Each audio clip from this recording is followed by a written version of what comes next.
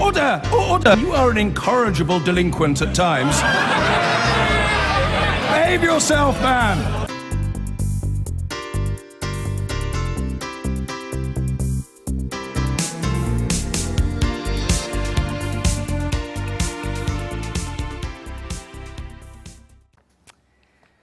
There were wives who'd never heard their husbands speak of it. There were husbands who'd never heard their wives speak of it. Children who'd never heard their parents discuss it. And parents who went to their graves without ever knowing their own children had been victims. They are the abused. And in one remarkable account, raw, honest, shattering, we hear from those whose lives were destroyed by Jimmy Savile and others. How initial attempts to report it failed, and how a public outcry of support for him turned to a clamour of rage. How the police became overwhelmed when so many spoke out for the first time. Here's a clip from the BBC documentary which aired last night.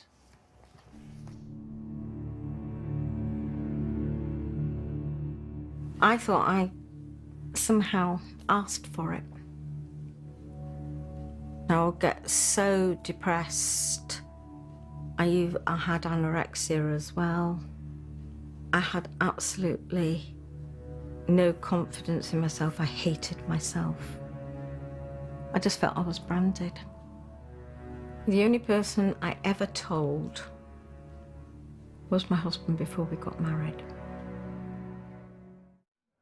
Some of those speaking out for the first time. So what can this story tell us about the way we investigate abuse, and has enough changed since the dark days of the 70s? Dee Coles, who was a victim of abuse by Savile, is here with us. Alison Levitt, QC, a former legal advisor to the Director of Public Prosecutions, is here. And Clive Driscoll, former Met policeman. Very warm welcome to you all. Thanks for coming in. And Dee, we saw you in the film last night, and what came out most strongly, certainly for me, was how many other relationships in your life were affected by that one moment. And you spoke very movingly of how you were unable to tell your best friend, your mum. And I wonder how much impact you think that has had then. I mean, for you with your mum, for husbands, for wives, it seems never ending. I think it's a massive impact, because I think for me, in those, what comes down to minutes really, you lose so much. You lose trust and faith and hope. And you lose that with yourself, and you lose that with the world and with everyone you meet in it. It's gone from that moment. And does that then play into this whole question of being believed? Does that become the most central thing, to hear somebody say, yes, we believe what you went through? It was amazing for me to hear that, and it was only in the film that I heard that. Other than speaking to Ollie Lambert, the director, I'd made my statement to the police, but that was incredibly painful. And as much as I know that U3 was just forming and they were totally overworked and they were ringing and saying, I'm ever so sorry, we can't get to you, it was the most painful part of the process for me. And Alison, if I can turn to you, one of the speakers in the film has this howl of grief when she goes through the whole court case years later, and half of her own story is rejected even then. I mean, it comes down to this question of how you're trusted even in court, right?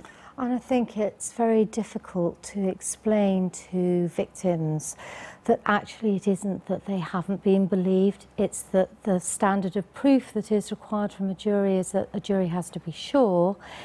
It may seem like a question of semantics to say actually not being sure is not the same as not believing. That doesn't really help the victims. One of the things I think we've noticed is that the victims who deal best with the process are those who invest not so much in the outcome, but more in the process of saying, I need to speak out, I need to have my voice heard, and after that, whether there is a conviction or not is less significant. But that's still a lot want to ask justice of to be them. done. It is a lot to Absolutely. ask. And also, what we saw was that actually it was about numbers in the end, wasn't it? It was when the numbers were overwhelming, the authorities had to believe these voices. Absolutely.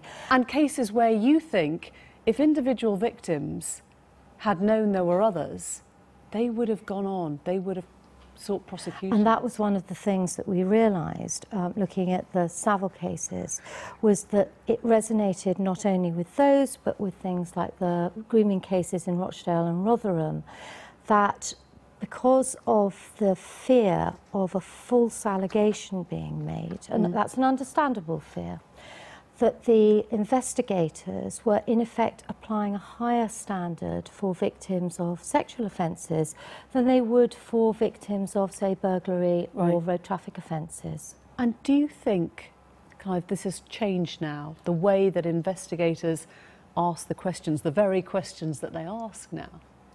Yeah, I think there has been quite a lot of progress made. I think it's work in progress. I think that we have to learn from Mr. Savile's case, because the HMIC did quite a lot of work around it, and there were mistakes made. I think they've acknowledged that.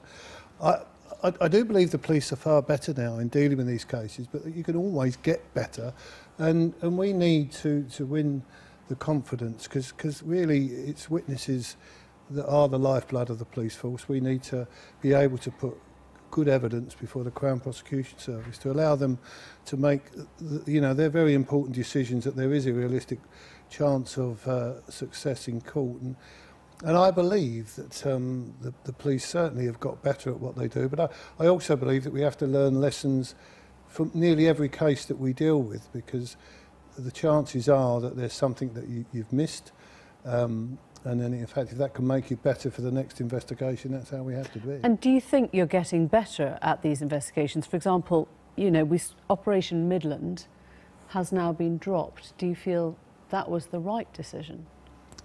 The decision to actually, you know, discontinue the investigation, I mean, you'd have to speak to someone within that. I mean, my view is that if the evidence isn't going to reach the standard, that you actually better not go into court, because there can't be anything worse for a victim than losing in court. I think if you need to stop and reassess the evidence you've got with view to maybe revisiting it if further evidence comes to light.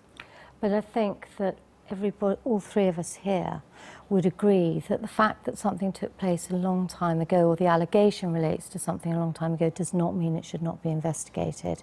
There should be, actually, I think it's quite important that people who did this kind of thing should spend their entire lives looking over their shoulders, knowing that we might be coming for them, because it's an important deterrent for those who might be inclined to do it again in the future. But there's also a deterrent for people coming forward if they feel that the system is not on their side, if Absolutely. It's perhaps too adversarial, or if they feel they're going to go through a sort of similar sense of invasion in court. Do you think enough has changed, or more needs to change? I think the courts have made huge strides in the way that we treat victims. There are enormous adaptations that have been made to the way that victims can give evidence, from straightforward things like not having to be in the same room as the person that you've accused. You can give evidence through a video link or from behind a screen. That's quite a standard adaptation that we have these days, but there are more sophisticated ones as well. So in the case of very vulnerable victims, judges can give directions to say, actually, you've got to ask questions in a certain way. You can only do it for a certain time period. If there are multiple, and one of the things we learnt from the grooming cases with multiple defendants is not to allow the victim to be cross-examined by a large number of advocates. I think even, you know, with respect, before getting to court, just making a statement about a case that is years old, the statement to me seemed to be taken in the same way as a statement of something that had happened last week. And as I'm trying to tell the story, which was incredibly difficult, it's like, was it his left hand, was it his right hand? And at one point, the woman taking my statement asked me why I didn't push him away. Thank you all very much indeed. Thank you for sharing that with us. I've been